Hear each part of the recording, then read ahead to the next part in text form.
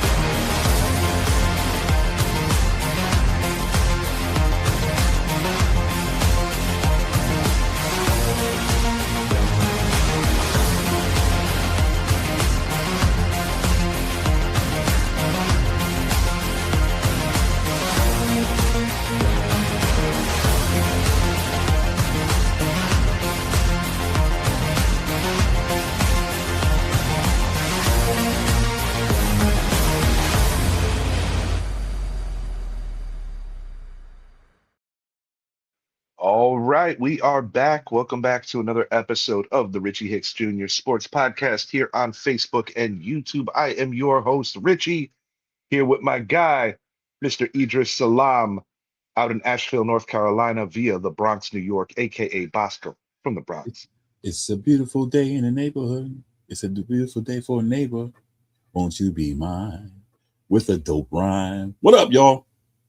What's going on? First and foremost, Idris, I was able to catch a little bit of the clip from the Casual Convo show. Good stuff. For those of you who don't know, Idris Salam has been working for the better part of 2 presidential terms, mastering his craft, mastering his album. If you haven't already, make it a point to check out Old Man Energy, volumes 1 and 2. 2 is a jazz album, really good. Number 1, just the blood and the guts of the boom bap, real hip hop era. Appreciate it. Got some dope MCs on there. Idris is the master engineer as well as the beat maker on these albums. Definitely check it out. Appreciate it. Yeah. It was strange. Going back on the show, it was fun. I appreciate it. And like I said, I appreciate you for everything you've done. Like I told Coco, you guys are the ones who put me on. Coco put me on the air. You put me on the sports air. And I don't know, 2 years in, I'm happy. This is where I'm going to be. And I appreciate you, man. Because like I said on the show, if it wasn't for you and Coco and my niece and my boy Q, I wouldn't have gotten the support that I need to push the album. And to those who have dreams and those who say they support people with dreams, if you have a dream, I'm 61, I'm still living my dream. Go for your dream. And those who say you support comes in more than just words. Anyone can say I support you, but that's not going to help you move your product. They have to show you support. At least it takes a second on social media, a second to share something. That's less time than it takes for you to make a post. Indeed. So support your people. And most of all, support this show right here. But we're doing our best to give y'all what y'all want, unfiltered, without all the politics within broadcasting, where we feel that we're obligated to talk about one person and dick ride and everything else. We are objective, and that's it. Richie Hicks Jr. Sports Podcast. Like, subscribe, check us out, man. And speaking of support, one of the best supporting roles in the history of film cinema, we lost a great one. Robert Duvall. Man. Yeah.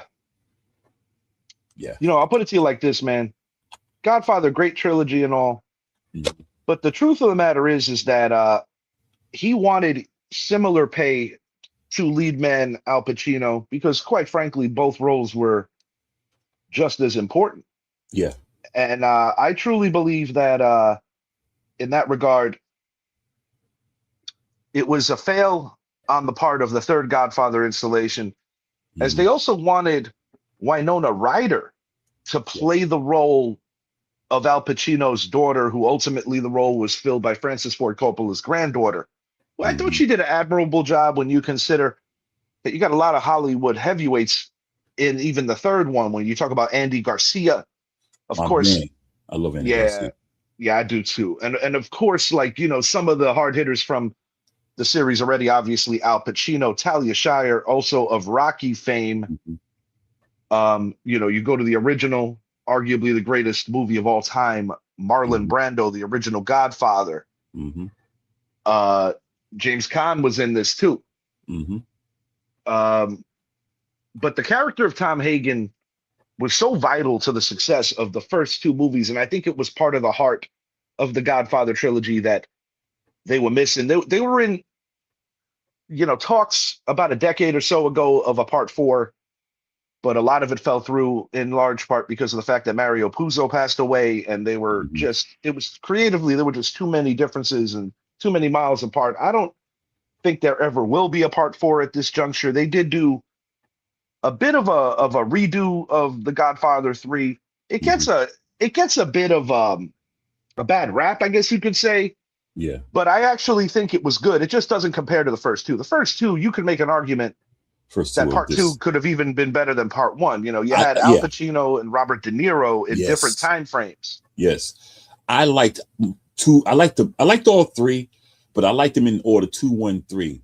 As for Robert Duvall with me, I liked him. The role I liked him in, well, I didn't like him in the movie. No, I liked him in the movie, but I liked him. I liked the way he played it was in Colors. I loved it.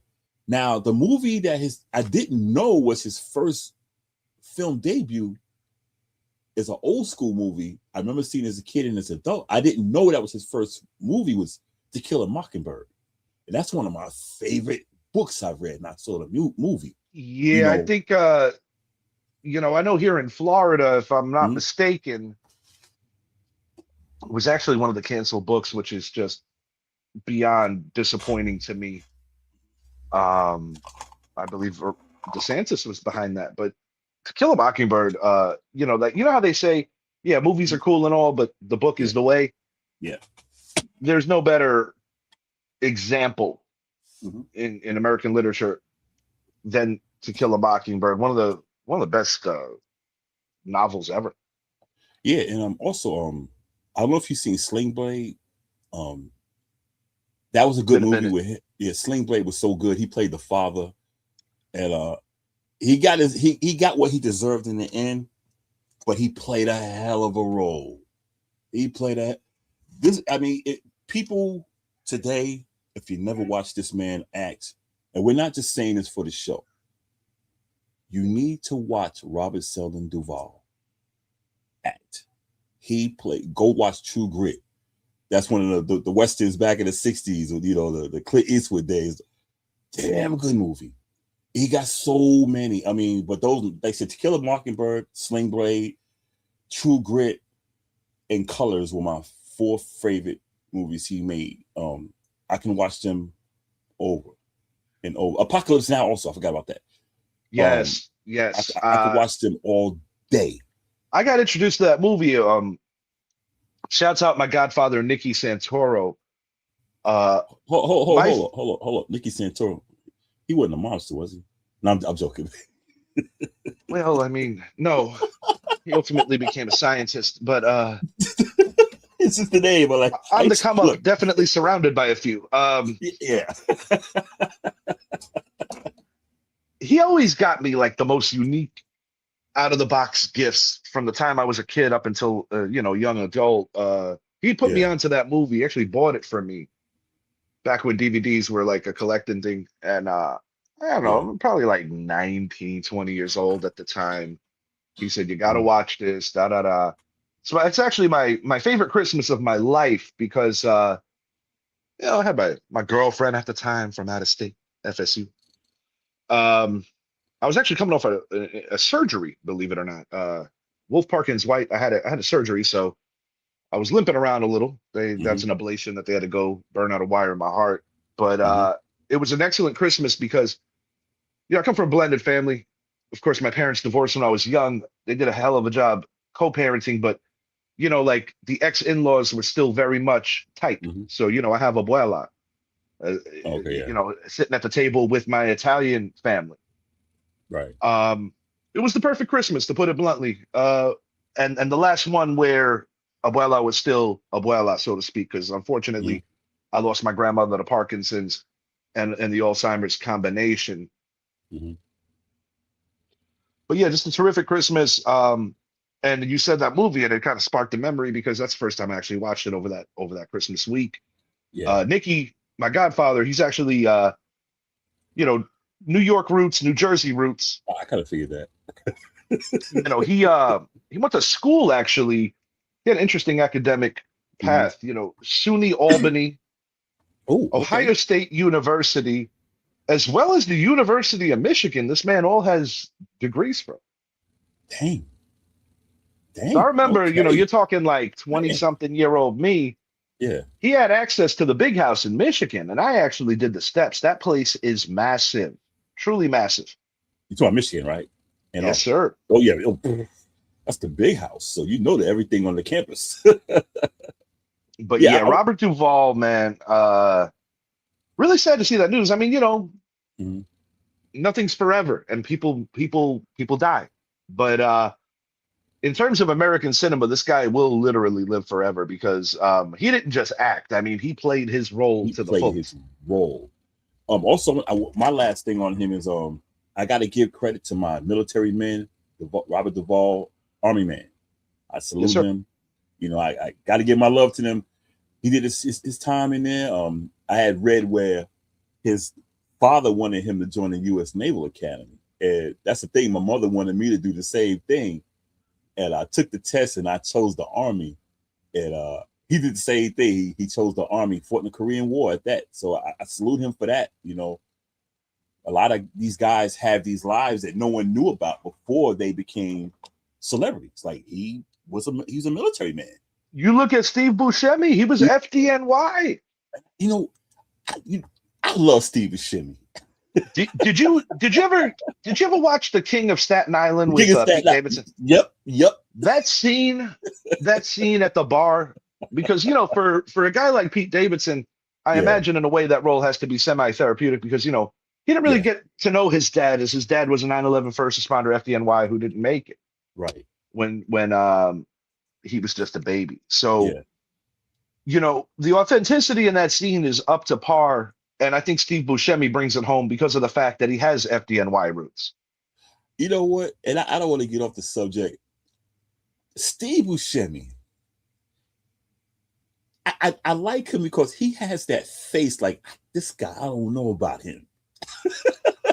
Oh yeah. I love me, Steve Buscemi. It's funny because I had read a thing about him one time, and his ex-wife, well, his present wife actually, his name is Karen Ho, Oh and boy. and I said that's Steve Buscemi right there. Nah, Steve Buscemi a character through and through, and he loves New York He loves that he's a New Yorker, man. He is the a same New way that Yorker. Chaz Palminteri, the creator of A Bronx Tale, Yeah, loves New York. Yeah, that's a traveling show too. They go yeah, state to state with that. He yes. created that, and It's you basically know, yeah, he basically said that his life story, he was Colangelo essentially, and Sonny was a yes, guy that he saw from a distance. So that's what yes, inspired. yes. You talk about great movies. That's my all-time favorite. Everybody has a That's favorite movie, but that's yeah, in my top five. no doubt, That's in my top five. I love Chaz. I no love me some doubt, man. Chaz. Yeah, We're rest in gonna peace, keep Robert it. Duvall, man. Um, Yeah, life well lived. Excellent job. one of the great Excellent job. ones. One of the great ones. No doubt. We're gonna move this along and keep it tribute based. We had another massive loss in the world of civil rights and activism.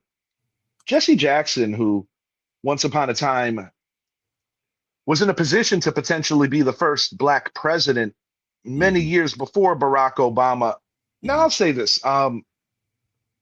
It hit me when Obama was inaugurated, his win over John McCain, another guy who I respect, John McCain. I love it. Salute Rest in John peace to him McCain. as well. Yes. Um, Yes.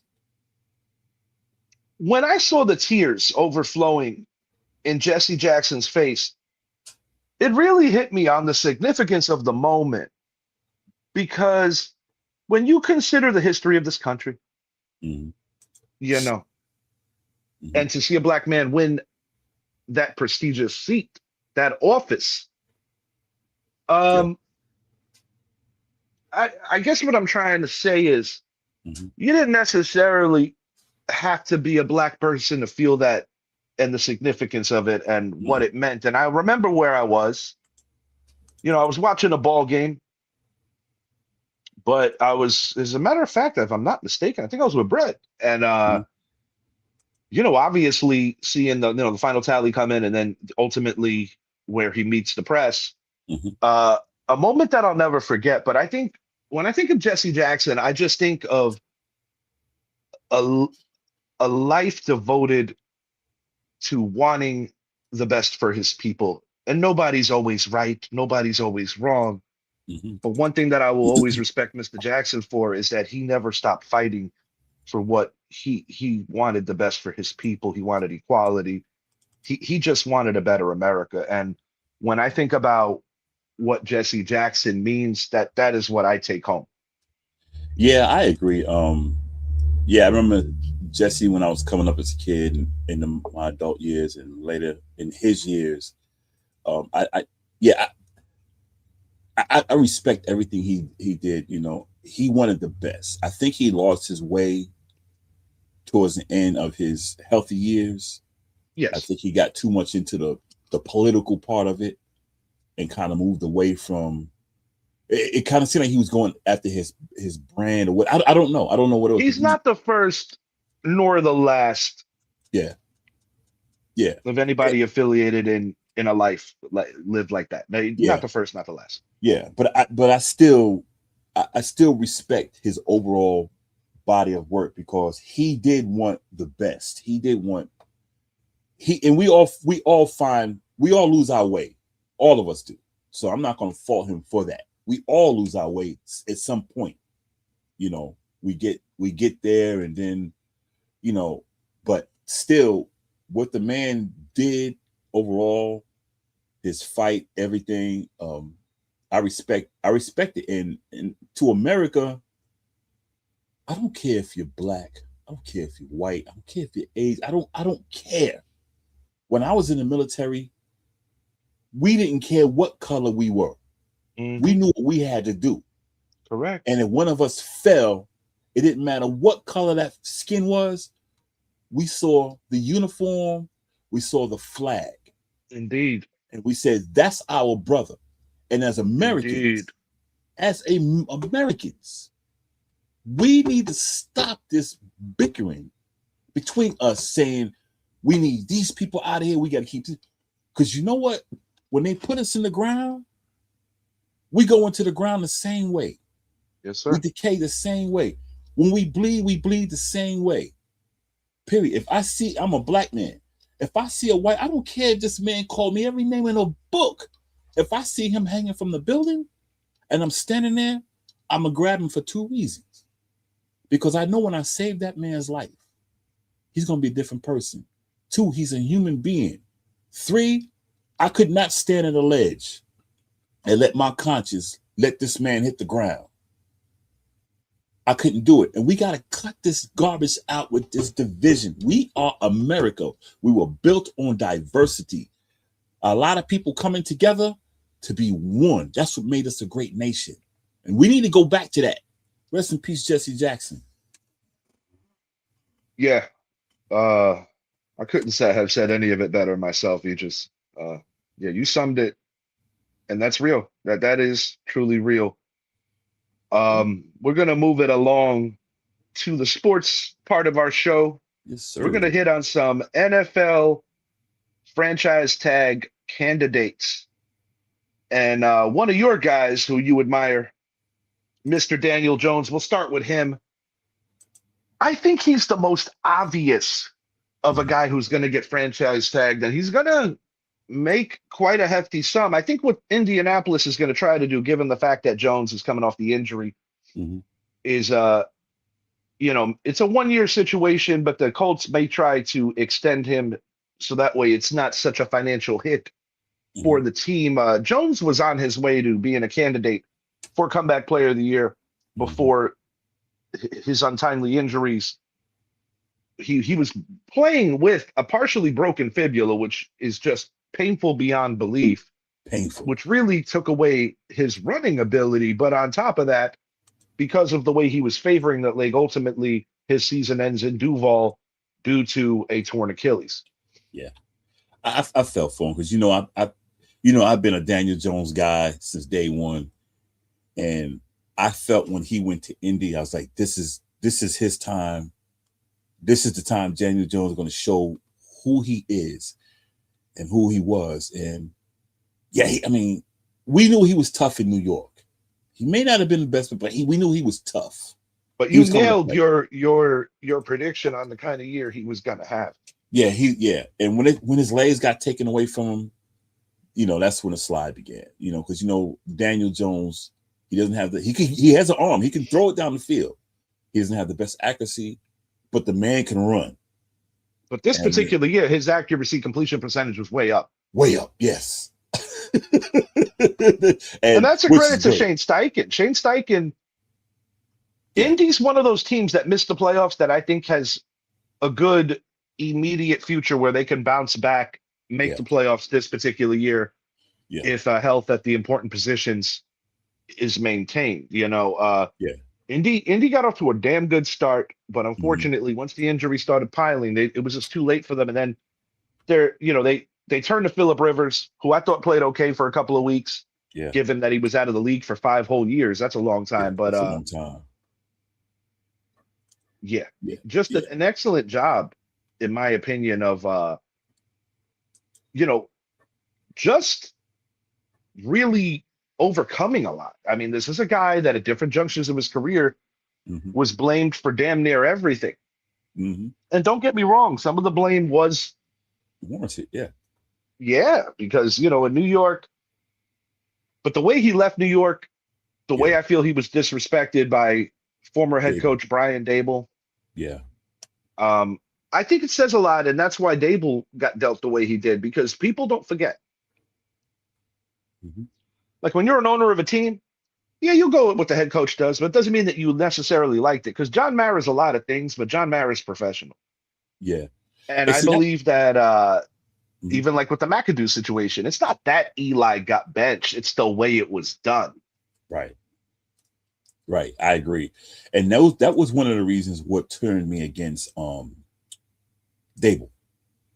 I like you have to show this man a little bit more respect. There were too many things with him where immaturity was seeping out, and you're the main man in the building. Yeah.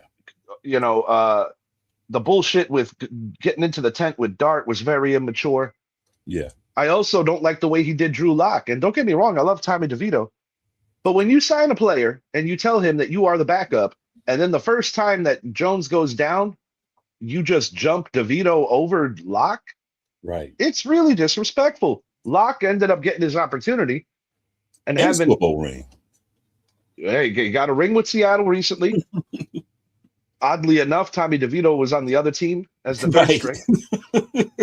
Well, and you Things know have a what? way of being circular in this league. So what do you think Dable's thinking? Well, dang, the two quarterbacks that I had, or the three quarterbacks I had, Daniel Jones was having a great career. Uh, the Tommy DeVito, well, they do get a Super Bowl ring even though they lose. They do get one. He got him. They get like that conference, the conference. Yeah, It's going to be interesting to see how Dable works with another former New York coach, Robert Saleh. Robert It's an Saleh. interesting Hmm. pairing because I actually like the prospects for Tennessee in the future. It's just going to take a little time. But Daniel Jones, I say, is the no-brainer franchise tag guy. Indy will try to extend him. Yeah, Another they name said I they want to would. bring up. They said they would. So yeah. Another name I want to bring up. George Pickens. Um, Right. I think it would behoove the Dallas Cowboys. I know he's been linked to potential trade talks for Dallas to bolster the other side of the ball. I don't think that's going to happen. I don't I think it think should Dallas is happen. going to make sure that they franchise tag him and then Mhm. work it into a deal. George Pickens is too important for what the Cowboys did this year, and it was an up and down season for the Cowboys. They had some highs, they had some lows, Right. but from a coaching aspect, I think that they're going to be in a pretty good place this year. Yeah. And I think second year head coach Brian Schottenheimer has a better chance to get this team closer to the playoffs and closer to their goals. But George Pickens, opposite of CeeDee Lamb, Yeah. it's a great tandem. And it goes without saying that you have to keep him. Here's another name for you. Mm-hmm. Trey Hendrickson, Ooh. sack specialist of the Cincinnati Bengals. I don't know if you share my sentiments on this, Idris, but I think he's going to hit the market because I don't believe that after paying Higgins, after paying Burrow, after paying Chase, I don't think they're going to be able to keep him. I'll be honest with you. I don't think he wants to stay there. And to be honest with you, I don't think they really want him anymore. I don't think they want to pay him because they should have paid him last year. One thing that this organization has failed miserably at is protecting Joe Burrow with a good offensive line. They're going to lose him too. And keeping the few defensive stars that have come through there. Trey Hendrickson is a boss. The guy he's got a 100% full go motor. He's always near the ball. He's always doing everything to make plays. I have a suspicion that if he's looking for the money, Tennessee Titans might be the destination because they have a lot to spend. But do not be surprised. They got they do. That's my dark horse to land Hendrickson. A more favorable contending team right now that could put their name in there, the Chicago Bears. Ooh. Yeah, I could see him in Chicago. That team, that the defense they run, it makes a lot of sense for his skill set. Dude, that would be massive for Chicago. Yes, indeed. And they have the money too. Man, that would be massive. I could see that. I could see him actually going to a NFC North division. Team. Green Bay. I don't know if Green Bay has the money though. I don't know. I have to check the salary cap. Chicago would be a great destination for him. Chicago or Tennessee. I think with Chicago, he knows he would have a better chance to win right away. That's why I wouldn't be out on Chicago. I'd be like, Chicago might be the main one. Because as you said, Tennessee is still they got a new coach, which is a defensive coach. He's a good coach. You're going to get certain guys going to Tennessee that coming off of contending teams for the simple fact that this could be the time to cash in with the money. Because when you have teams that have that kind of cap situation, certain guys, it's not that they don't want to win. Sometimes you'll see guys that they'll get paid. They'll have like 3 losing seasons with a team, but then at the tail end of their contract, that's when the team starts getting good. So it depends on how you look at the window. But I do think that certain guys are going to go to Tennessee for the money. I can see that. It's going to be interesting, dude. It's going to be really I'm about to call them Cleveland. Well, they ain't too far from Cleveland. They just play a little bit better.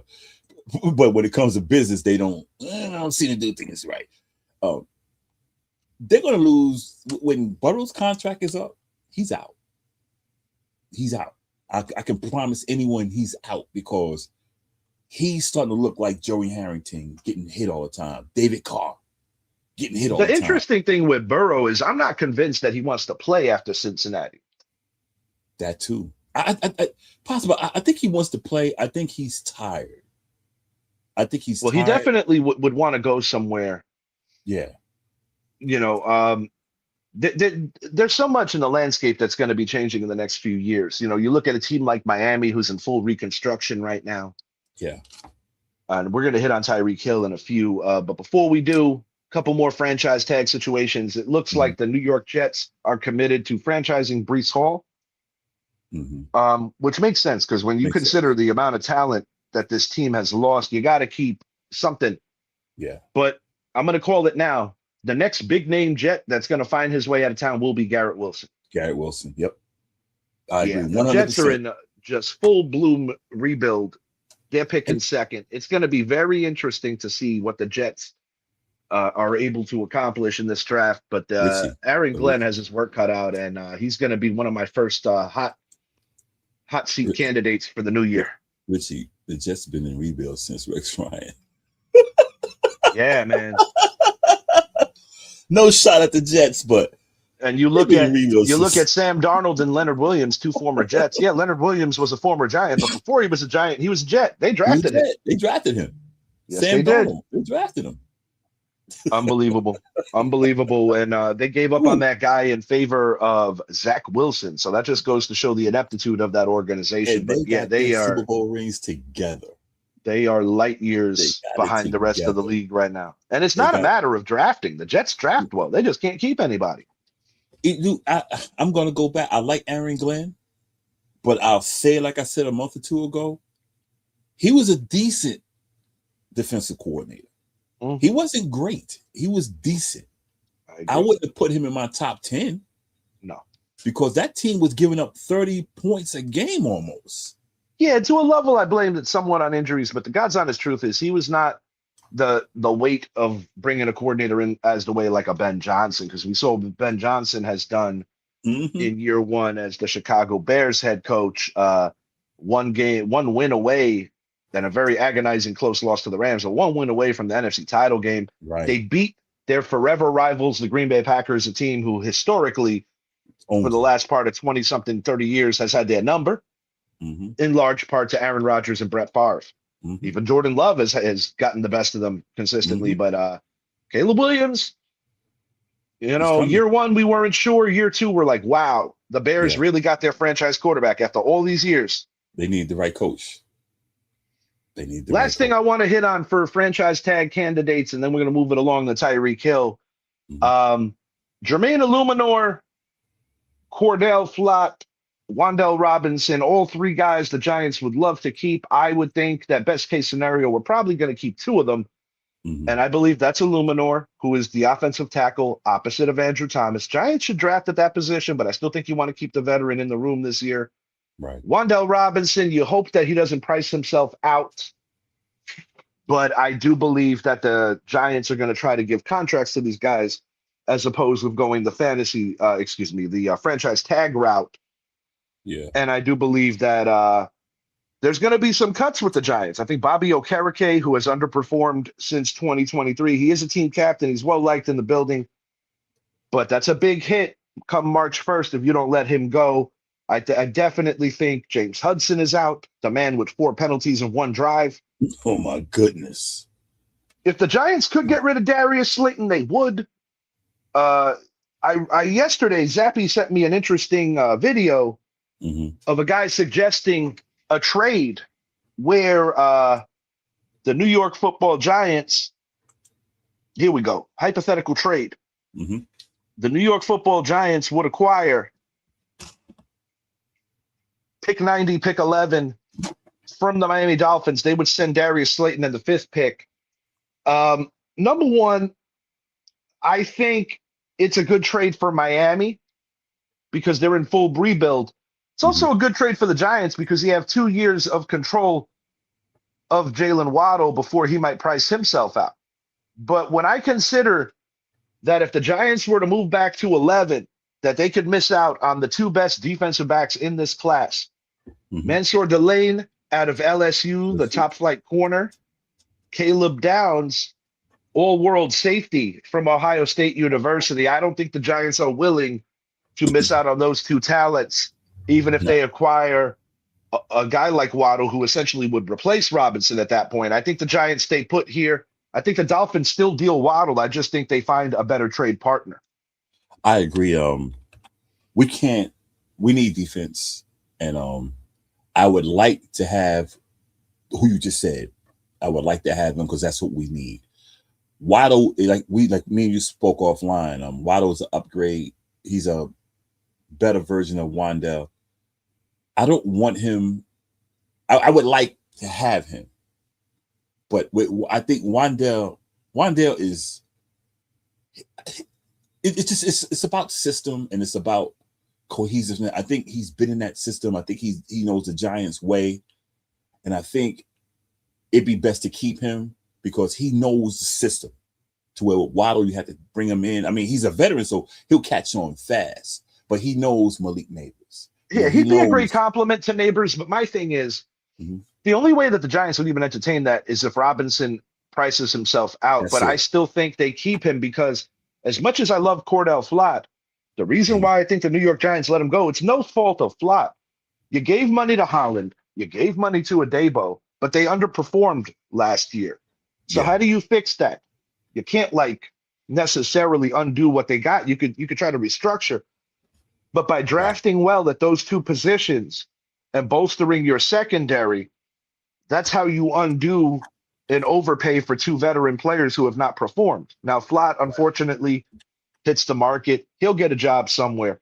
Last Yeah. franchise tag, tight end Kyle Pitts. I see him going back to the Atlanta Falcons. And Kirk Cousins could have an opportunity around the league somewhere if the Falcons are to move on from him for a short term basis. You got to consider the Dolphins and Jets just because there's so much turnover going on right now. Mhm. Um, and of course, you can't rule out his former team, Minnesota. I think he'd be a hell of a mentor and a quick in game starter for the often injured JJ McCarthy. I think Minnesota should consider bringing back a familiar face in Kirk Cousins. Yeah. I'm with you 100%. I think you need that veteran presence behind McCarthy because he's falling apart. And I'm not gonna say he's falling apart, but you know what I mean. He for some reason he's just not. He seems a little fragile, especially from a guy who came from the Big Ten. He played at Michigan, where No doubt. It's you actually know, quite alarming. So if I'm the Vikings and then you just watched your former quarterback win the Super Bowl, right, right. yeah, That's something. Yeah. So sure is. you bring a man, because I think I think Kirk Cousins has enough to help a team. I don't think Atlanta will trade him because golly, they would have to find someone who's willing to take on a good portion of that contract. Because you're still paying Michael Penix a ton of money, who I'll say again, I don't see him lasting 6 years. I mean, 7 years No, in the league. no. No, I he won't felt be a that way starter. even before he came in, just given his We all, yeah. lengthy injury history. Now, Tyler Shuck, Oh rookie of man, the year, well, not rookie of the year, but considered the best quarterback of yeah, the rookie class. I differ, but that's okay. yeah, That dude had a ton of injuries, yeah. but I think he has the staying power to stay on the field. He's proven that in year one. And I'll be honest with you, if New Orleans does their rebuild correctly, they're not as far as folks think. They're not. They really aren't. Shout out to my girl Samika Jenkins, big Saints fan. I've known her 10 years, big Saints fan. And she said she was probably one of the very few people, who said Shuck is going to be in the running for rookie of the year. Is going to be one of the best, you know, be one of the best ones. She said that, and I was like, I said, because I told her, I said I knew Shuck was going to get drafted. I thought the Giants was going to draft him. To be honest with you, Right. and I said, you called it. I said, a lot of people did not call this. She said, yeah, I just had a feeling. And she's not someone who really gets into football like men do. It's not Right. sexist, but women Right. don't get into it like we do. We get into it like religion. But Right. she stays close to her team. And she really, if you ask her about her team, about the Saints, Hmm. she will break it down. She knows I've her met a team. couple of really good Saints fans over the years. Shouts out Jimmy. He's Mhm, actually Brett's boss. mhm. Big time Saints fan, great guy. There's no such thing as a small Saints fan. It's like No. those people are very passionate Very. about their team. Another guy who's actually living in Dubai right now as a teacher, he's from that area. Shouts out Demond Wiltz, a guy that I used to love talking football with. He loves his Saints as well. We're gonna Yeah. hit on the future of a very controversial receiver, but super talented, Mr. Tyreek Hill. Um, he was recently released by the Miami Dolphins, which shows the first domino effect of a team in full rebuild. Mhm. There are a lot of teams that are going to be looking for the services of Tyreek Hill. Our team's been mentioned. His former team, the Kansas City Chiefs, has been mentioned. The Buffalo Bills, Baltimore Ravens, contending teams in the AFC have been mentioned. The New England Mhm. Patriots are a team that's been mentioned. Yeah. I'm going to rule all them out for one simple reason. Mm-hmm. I believe that when you're coming off that kind of injury, and it's already been proven in the past that he does not like the cold weather like that. He plays poorly in cold weather too. I really believe that Tyreek Hill's best option to have a chance at a championship, but also in play in a place that's a little kinder to his older body, lower extremity injuries. I think he needs to go to the Los Angeles Chargers. I can see that because the only teams you're gonna play in the cold weather would be Denver and KC. Yeah, you have those your are the East only Coast two. trips or whatever you have, but when you have 8 to 9 games in Right, SoFi and right. you're playing on a team that has the talent to potentially be the 1 seed, because the Chargers are not far. No, And your former head coach Mike McDaniel runs the offense. He's right behind head coach right, Jim Harbaugh. I think right. it's a great situation. Not to mention that Keenan Allen is going to be a free agent. They're going to be looking to get a little more explosive opposite of Lad McConkey. You also got Quentin Johnston in the mix. You got Syracuse man Aronde Gaston, who had some moments of brilliance at the tight end position. You got a 2 running back system there with Omarion Hampton out of UNC. You also have Kamani Vidal. I think this And is a great opportunity for Reek, not to mention he stays in the division yep. and plays against teams that he's very familiar with, the Chiefs, the Raiders, and the Broncos. And with the So I Raiders, like it another for warm him. weather team. Another warm Yeah, weather but team. he would You have know, to be willing to take the hits of some early dysfunction. And I don't think at his stage of his career, he's even down for any of that. They would have to pay him remarkably for him to want to go there. yeah, true. And So Tom, ultimately, it comes no, he's not down going there. Because to Tom does he Brady, want to win or does he want to get paid? yeah, he won't go to the Raiders. I just realized Tom Brady is in the ownership, and he's not going to deal Now, with another Antonio Brown. I have one other destination that might be under the radar but could make some sense. Mm-hmm.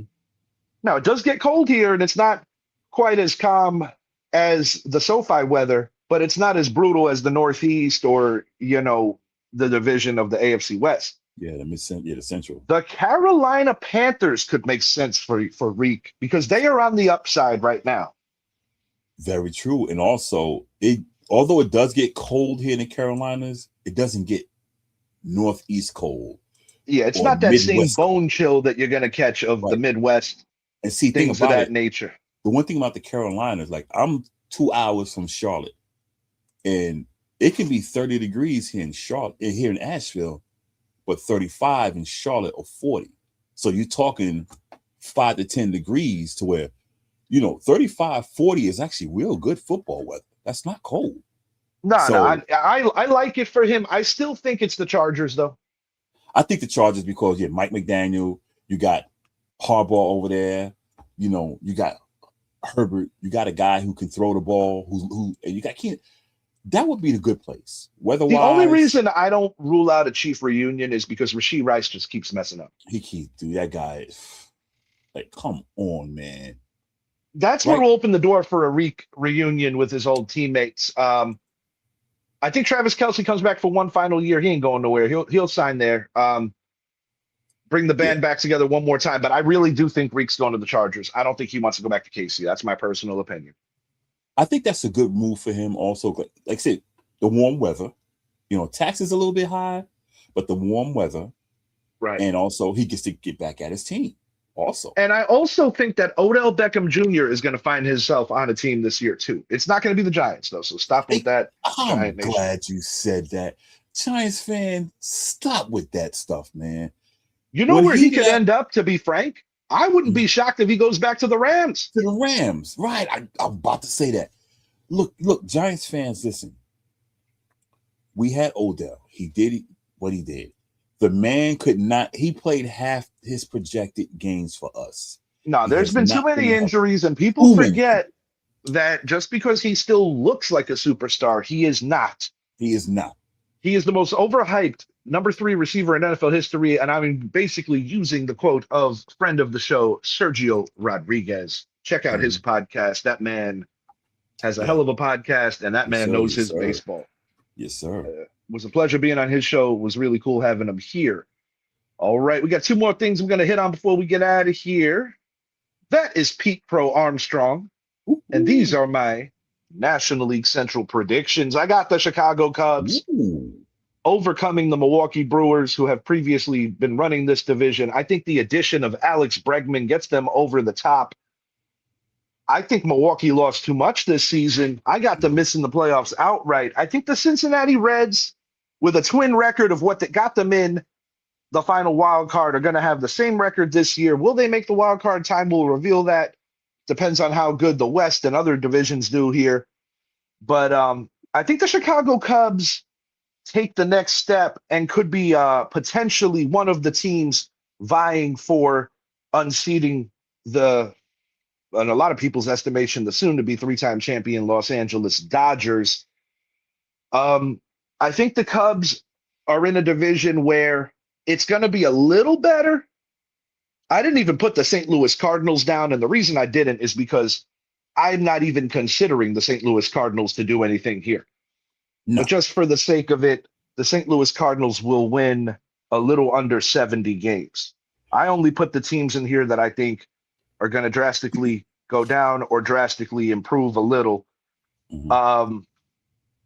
Pittsburgh Pirates will be a little better. They actually did bring in some talent, but this is the final season, I believe, for Paul Skeens. I'll put the St. Louis Cardinals down because I don't want the people in St. Louis getting mad at me that I didn't even consider them.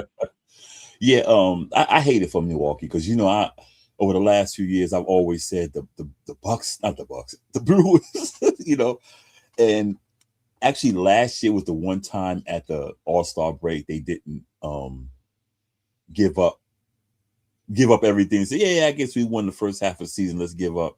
Let's get ahead and trade everybody out.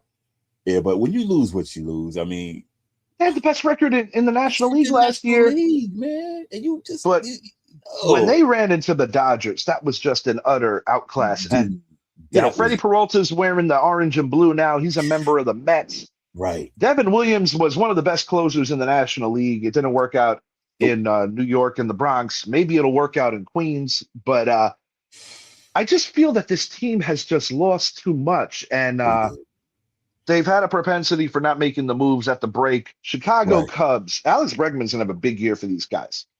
In Cincinnati, I want to see them compete. What made me this might be a crazy reason. I just like their black uniforms, dude. Well, Ellie De La Cruz, one of the more exciting players in the league. Oh my God, that guy's box They office, added dude. some pop as well, so I do think the Cincinnati Reds are going to compete. Like I said, they're going to be in the mix for the final wild card. Yeah, but we're going to do an expanded Monster Baseball show within the 2 weeks of opening day. These are little segments that I'm putting together just to kind of whet the appetite for the baseball fans. Right on. Because baseball is right around the corner. Yes, sir. Final thought, final point of the show.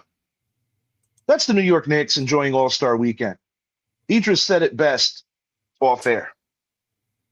Man, the Knicks won the Bugs Bunny tournament. They won the shootout contest with the Knick legend Allen Houston helping. Jalen Brunson, Karl Anthony Towns, Papa Brunson in the picture here. Yes, sir. Idris, this team cannot beat the Detroit Pistons. We ran into a situation last year where we couldn't beat Cleveland or Boston. Indiana took care of Cleveland. We took care of Boston. But this is not the kind of history you want to repeat. Are you worried?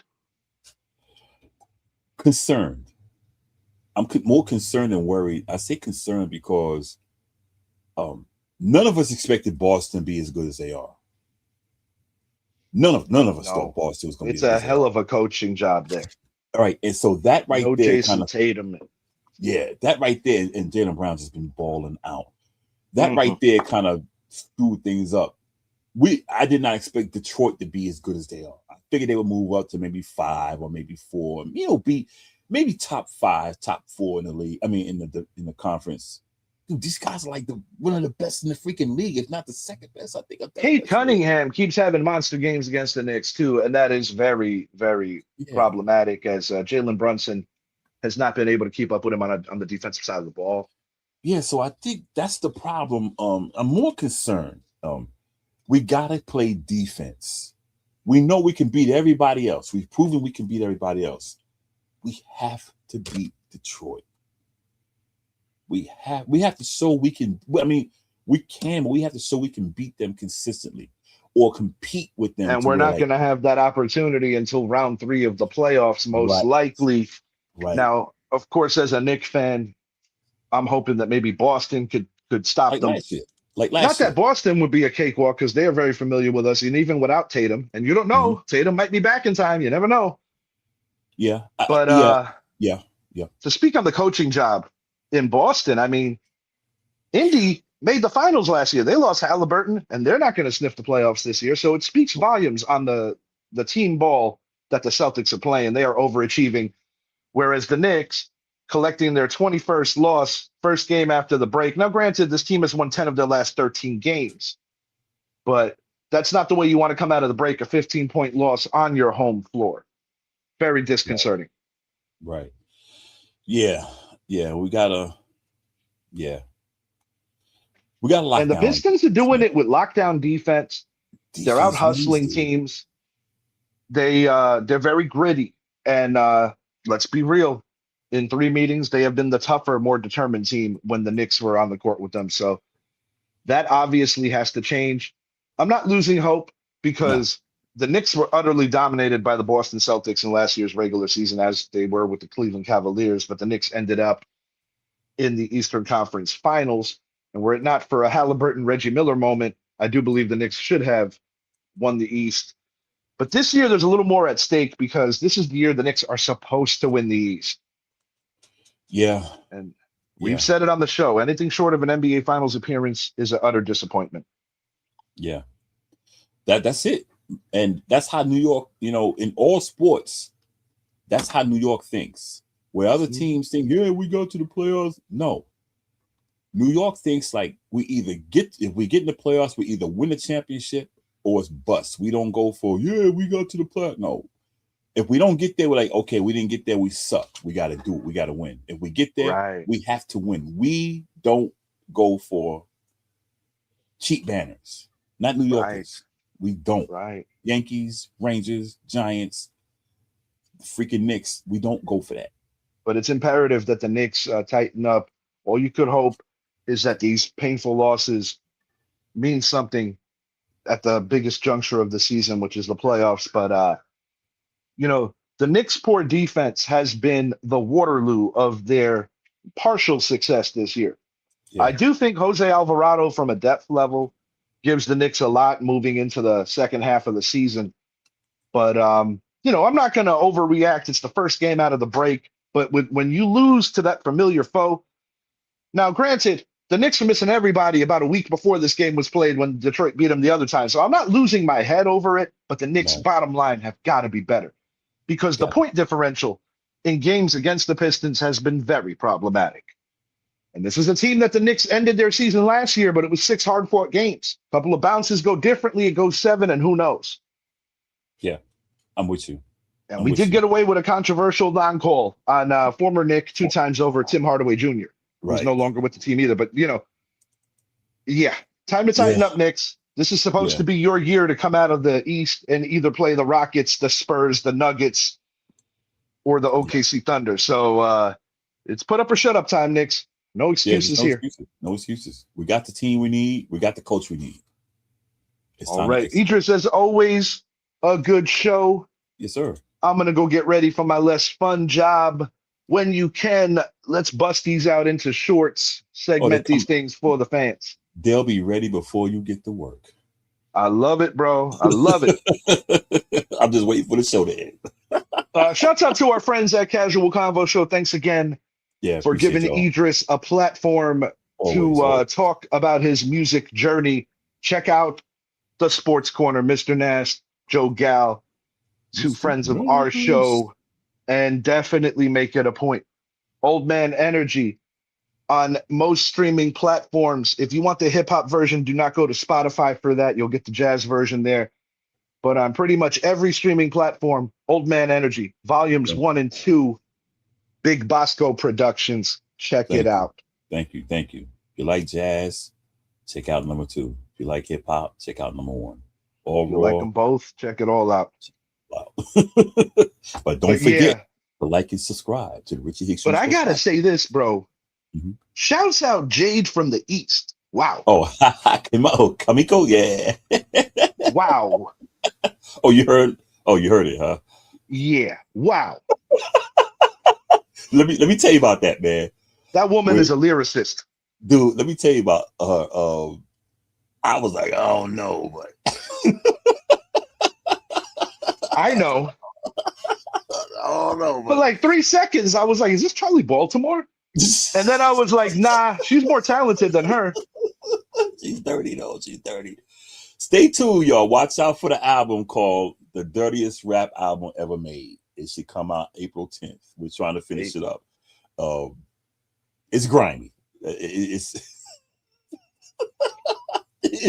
dirty. It's very, very. They may not let me post it. It's dirty. I might have to sell it independently. I don't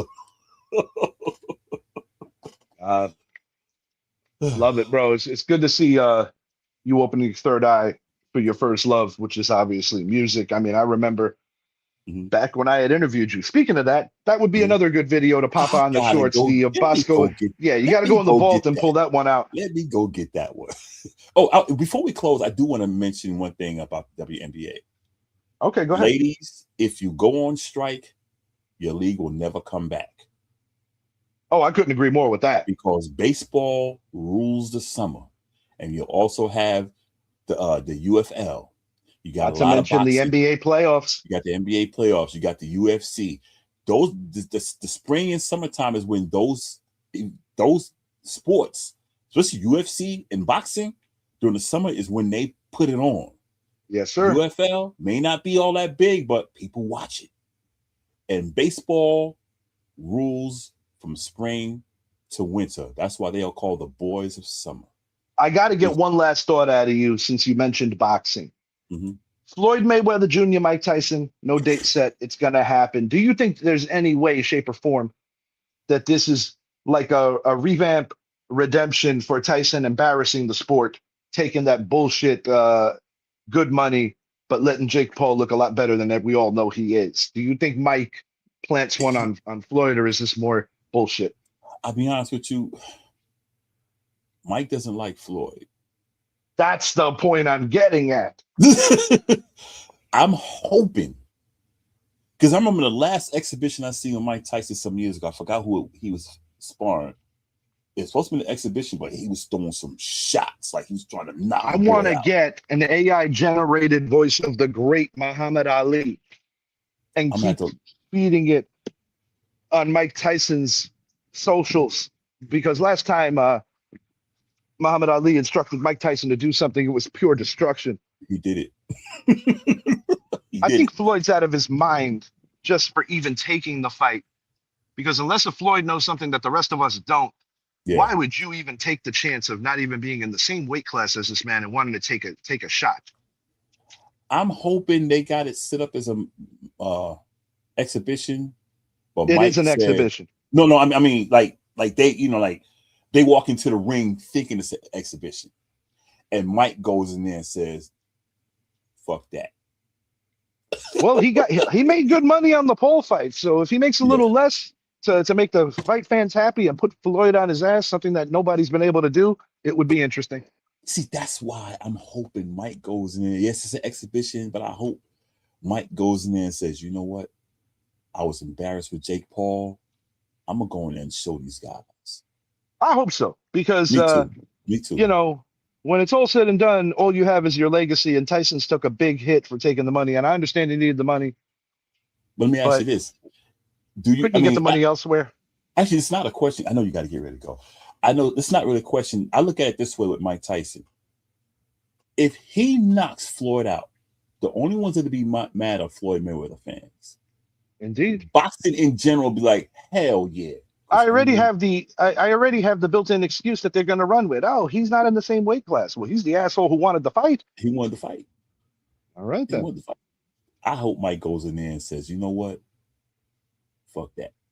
I'll tell you what Mike's motivation is too. When Floyd says he's the greatest fighter of all time, Mike takes that personal, because Mike has an infinite love for the late great Muhammad Ali, and he showed that respect full force on the Arsenio Hall show when he was sharing the sofa with not only the great Muhammad Ali, but also one of the best middleweights to ever do it, Sugar Ray Leonard. That was a great episode. If you want to go in your YouTube vault, YouTube is a time machine. Check out Arsenio Hall rocking out with Mike Tyson, Muhammad Ali, and Sugar Ray Leonard. That was awesome. That Yes, was an awesome one.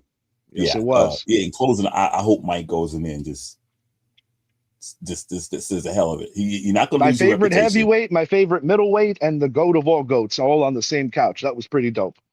Yeah, I just want Mike to go in there and just say, you know what? I'm a boxer. Yeah.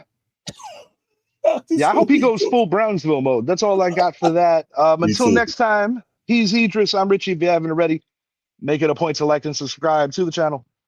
The Richie X Jr. Sports Podcast on YouTube. Check out the shorts. We're going to be pumping them out. More of them today. Got plenty of material out there. And Idris is going to also get in that vault and find that Bosco from the Bronx interview. But until next time, we are out. Announcements to come for our next show. Peace. Bang, bang, my baby shot me down. Yeah.